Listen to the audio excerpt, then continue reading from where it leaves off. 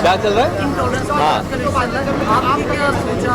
ये मैं बहुत बारी आगे भी बोल चुका हूँ और अभी भी बोल रहा हूँ कि हाँ, मुझे भी लगता है कि एक थोड़ा सा एक इंटॉलरेंस का लेवल जो है वो बढ़ रहा है।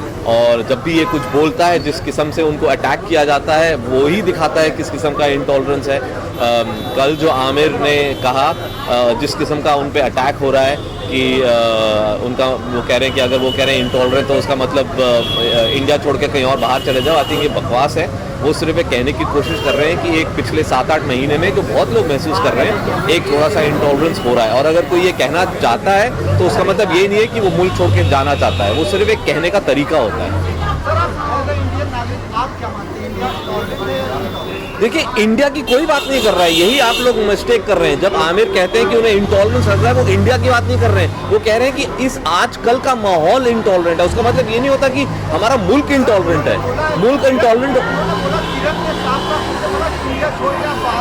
उन्होंने ये नहीं बोला। उन्होंने बोला कि किरण ने इस किस्म की बात कही, उसका मतलब देखिए कि मूड का क्या मतलब है।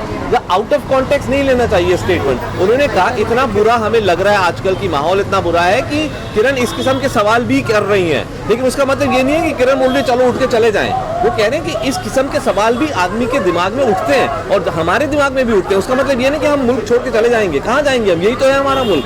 तो इस किस्म के सवाल का मतलब इंटॉलरेंस है। अगर इस किस्म का अटैक उन पे किया जा रहा है, क्यों छोड़ेंगे? वो तो हिंदुस्तान की शान है। वो कहाँ जाएंगे हिंदुस्तान को छोड़ के? अगर हिंदुस्तान का नाम लोग बाहर जानते हैं तो वो आमिर खान की वजह से बहुत एक उनका कंट्रीब्यूशन है।